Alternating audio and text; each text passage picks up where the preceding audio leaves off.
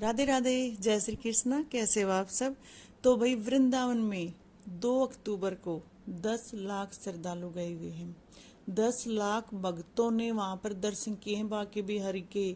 आपको पता इतनी भीड़ क्यों होती है? इतनी भीड़ तभी होती है जब लोगों का विश्वास होता है और जब खुद कन्हैया, खुद हमारे कृष्णा जी चमत्कार करते हैं लोगों के दिलों में। इस कलयुग में लोग ऐसे किसी को नहीं मानते, लोग ऐसे भगवान को भी नहीं मानते, हर कोई चमत्कार को मानता है। जब हमारे कृष्ण कन्हैया जो सच्चे भक्त होते हैं उसके साथ चमत्कार करते हैं, चमत्कार करने के बाद ही वहां पर इतनी भीड़ होती है। सभी को पता है इस कलयुग में चमत्कार को ही नमस्कार है, और चाहे भगवान हो या इंसान हो, बिना चमत्कार के कोई भी किसी को नहीं मानता। तो हमारे जो लड्डू गोपाल है, हमारे जो किशन कन्हैया है, हमारे जो बाकी बिहारी हैं, वो इस कलयुग में चमत्कार पे चमत्कार किए जा रहे हैं।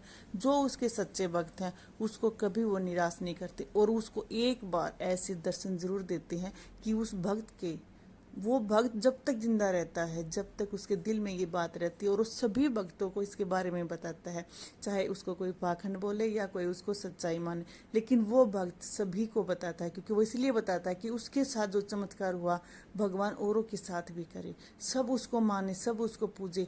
और एक दिन कलयुग में ऐसा आएगा जब हर घर में श्याम की पूजा होगी। ये तो कलयुग में वरदान मिला हुआ है कि हर घर में श्याम की पूजा होगी, हर घर में लड्डू गोपाल की पूजा होगी, हर कोई सेवा करेगा। तो हमारे लड्डू गोपाल हर दिन चमत्कार करते हैं अगर हम उसको सच्चे मन से मानते हैं। तो ऐसी ही ये एक कहानी है, दिल्ली की मीना की सच्ची कहानी है ये, जो उत्तराखंड गई थी अपने पापा के दोस्त के घर पे। तो वहाँ उनके घर पे लड्डू गोपाल थे, तो उन्होंने लड्डू गोपाल को देखा, तो उस लड़की का मन, जो छोटी मीना थी, उसका मन भी लड्डू गोपाल को लेने के हुआ।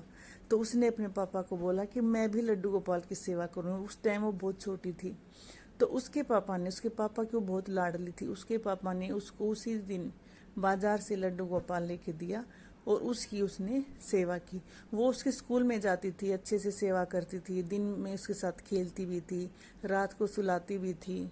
और फिर उस मीना की, जो लड़की मीना नाम की लड़की थी, फिर उसकी जॉब उत्तराखंड में ही लग गई।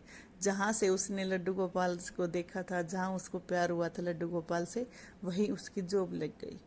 तो उसके घर वाले ने सोचा कि भी दिल्ली से इतनी दूर उसका आना जाना नहीं होगा, तो उन्होंने सोचा कि हम उसकी जॉब के हिसाब से लड़का भी उत्तराखंड में ही देखें। और उसके पापा ने जो भी लड़का देखा तो वही उत्तराखंड में उसकी देखा, उसके लिए लड़का देखा और उत्तराखंड में ही उसकी शादी कर दी। तो शादी के बाद देखो बहुत फर्क होते हैं। जब पहले जो हम सेवा करते हैं, शादी के बाद क्या पता भी कोई कोई इसको मानता है, अगले घर कोई नहीं मानता है, सास ससुर के ऊपर भी निर्भर होता है। बहुत कुछ बदल जाता है जब लड़की शादी करके दूसरे घर में जाती है, सब कुछ बदल जाता है। तो भी वो शादी करके जब अपने ससुराल गई, तो उसने वहाँ भी अपने घर वालों से भी बात की और वहाँ भी बात की कि मैं लड्डू गोपाल की सेवा करती हूँ और मैं अपने लड्डू गोपाल को अपने साथ लाना चाहती हूँ। तो जो उसके हस्बैंड थे वो अच्छे, मतलब अच्छी फैमिली मिली उसको, और उन्होंने बोल दिया कि भाई ठीक है, तू अपने लड्डू गोपाल को ला सकती है और उसकी सेवा तो खुद कर सकती है। तो वो अपने लड्डू गोपाल को ले आई। लेकिन यहाँ वो दोनों जॉब कर रहे थे, हस्बैंड वाइफ दोनों जॉब कर रहे थे, और वो अलग ही रह रहे थे। जहाँ भी जॉब करते थे वहीं रह रहे थे। और अपने, और ये लगा लो ना, जो भी जॉब करते हैं तो वो दिन में लड्डू गोपाल को कैसे संभालेंगे। तो वो सुबह लड्डू गोपाल को रूटीन से नहलाती, उसका भोग बनाती, और उसको जो दिन में जब वो जाती थी तो उसके लिए वो भोग अलग से रख जाती थी ढक कर, और अपने लड्डू गोपाल को बोल के जाती थी कि भी मैं दिन में जा रही हूँ और तुम्हें दिन में भूख लगे तो आप इस जो भोग लगाया है, जो भोजन है, जो दिन के लिए भोजन रखा है, आप उसको खा लेना। और फिर इस बात को तो लड्डू गोपाल भी समझते हैं कि भी जॉब पर जाते हैं। तो उसकी दिनचर्या बहुत अच्छी चल रही थी। शाम को आती थी, उसकी आरती, पूजा आरती करती थी और उसको भोग लगाती थी। उसको, उसकी एक आदत थी कि वो रात को सोते समय उसको दूध, उसके जो एक कटोरी दूध होता है ना, उसके लिए जरूर रखती थी, और तब उसको सुलाती थी, दूध पिलाकर वो उस कटोरी को वहीं रखती थी। तो एक, जब ये छुट्टी हो गई तो उसकी एक ननंद थी। तब छुट्टी हुई तो ननंद की बेटी उसके घर पर आ गई। फिर मामा के घर पर सभी आते हैं, तो वो ननंद की लड़की है, वो भी उसके घर पर आ गई। और वो बोली कि भाई मैं लड्डू गोपाल की सेवा मैं करूंगी। उसने भी सोचा भी दिन भर ये उसके पास रहेगी तो ये उसको और अच्छे से खेलेगी, लड्डू गोपाल को भी साथ मिलेगा, उसको अच्छा लगेगा। तो वो लड़की ही उसको नहलाती, भोग लगाती, उसके साथ दिन में रहती और रात को वही बोलती कि मैं ही इसको दूध पिलाकर मैं ही सुलाऊंगी। तो उसने सोचा भी छोटी बच्ची है, इसको भी अच्छा लगेगा, तो ये खुद इसको सुला देगी।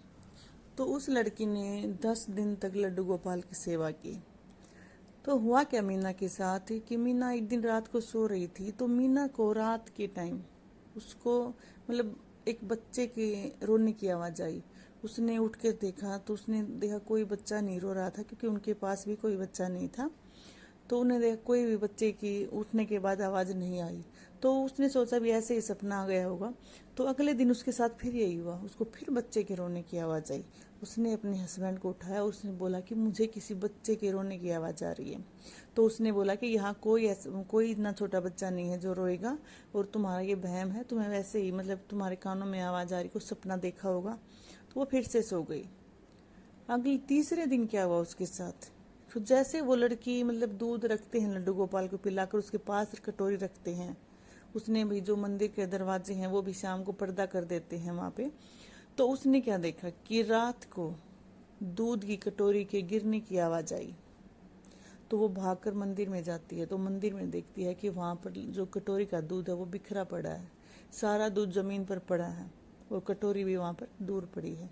तो वो हैरान हो गई कि भाई यहाँ जो कटोरी है इसको किसने गिराया, किसने इस तरह से गिराया कि सारा दूध भी गिर गया, और भाई इतने जोर से कटोरी गिरी कि हमारी भी आँख खुल गई। तो उठी तो उसने देखा दूध गिरा, उसने लड्डू गोपाल को साफ किया, उसको दोबारा सुलाया, और वहाँ पर उसने मंदिर में उस दूध को साफ किया कहीं भी चींटियाँ ना आ जाए। वो साफ करके वापस सो गई। तो उसके वापस सोने के बाद उसको ऐसा कुछ भी नहीं हुआ। वो सुबह ही उठी तो उसने सुबह बताया कि भी रात को ऐसे ऐसे दूध गिरा। तो उसने सोचा भी पता नहीं कैसे, वो मतलब उसकी बात को उसने जो उसके हस्बैंड उसने इग्नोर ही कर दिया कि भी ऐसे सपना आया हुआ कुछ भी, मतलब ऐसे ही छोड़ के उसकी बात को ध्यान नहीं दिया। तो अगले दिन फिर वही होता है, जब वो रात के टाइम सोती है तो उसको साफ साफ लड्डू गोपाल दिखते हैं, और लड्डू गोपाल रो रहे हैं। वो उसको बोल रहे हैं, मैया तुम कहाँ रहती हो, मैं 10-12 दिन से गर्म दूध पी रहा हूँ, मेरे जो मुंह में है वो छाले हो चुके हैं, आप कहाँ रहते हो, मैं गर्म दूध पी पी कर थक गया हूँ, मेरे मुंह में छाले हो गए हैं, मुझे तकलीफ हो रही है, मुझे दर्द हो रहा है। ऐसे लड्डू गोपाल उसके सपने में रो रहे थे। वो ऐसा रोते देख कर लड्डू गोपाल को वो एकदम से उठती है और वो भागकर मंदिर में जाती है। वो अपने लड्डू गोपाल को उठाती है, उसको अपनी गोद में बिठाती है और उसको बहुत सारा प्यार करती है, उसके आंसू पोंछती है, मतलब उसको इतना दुलार करती है जैसे कि मतलब अपना बच्चा होता है ना, जो लड्डू गोपाल जो रखते हैं ना, तो अपने बच्चे की तरह प्यार होता है, जैसे अपना बच्चा होता है ना, इतना ही प्यार होता है। वो अपने लड्डू गोपाल को इतना प्यार करती है, और वो तब अपने हस्बैंड से बोलती है कि मैंने इस बात पर ध्यान ही नहीं दिया। 3-4 दिन से लड्डू के रोने की आवाज़ आ रही है। लड्डू गोपाल की जो कटोरी का दूध गिरा वो दूध गर्म था, इसीलिए वो दूध लड्डू गोपाल ने खुद गिराया है ताकि मैं समझ जाऊं, लेकिन मैं ना समझ, फिर भी नहीं समझी। तो उसके लड्डू गोपाल ने उसको रोकर बताया कि मैया तुम कहाँ हो, मुझे गर्म दूध मिल रहा है। क्योंकि वो छोटी बच्ची थी, वो इतना ध्यान नहीं देती ना, क्योंकि वो गर्म दूध होता तो उसी को डाल देती थी। तो जैसे हमारा बच्चा गर्म दूध नहीं पीता तो हमारा लड्डू गोपाल कैसे पिएगा, ये भी तो एक बच्चा है, हम ये भी तो हमारा बच्चा ही है। ये ना गर्म दूध पिएगा, या इसको भी सर्दी लगती है, इसको भी गर्मी लगती है, ये कैसे रह सकता है अपनी मैया के बिना। तो हमें अपने लड्डू गोपाल का बहुत ध्यान रखना चाहिए, और लड्डू गोपाल जो रखते हैं ना वो ही समझते हैं लड्डू गोपाल कितने भाव समझते हैं। लड्डू गोपाल को अगर आप दिल से मानोगे ना तो आप सारी टेंशन लड्डू गोपाल पर छोड़ दो, आपको कोई भी टेंशन नहीं आएगी। आपको दिखेगी टेंशन दूर से कि हाँ टेंशन हमारे पास आ रही है, लेकिन वो पास से निकल जाएगी। लड्डू गोपाल कभी भी अपने भक्त को परेशान नहीं होने देता। राधे राधे।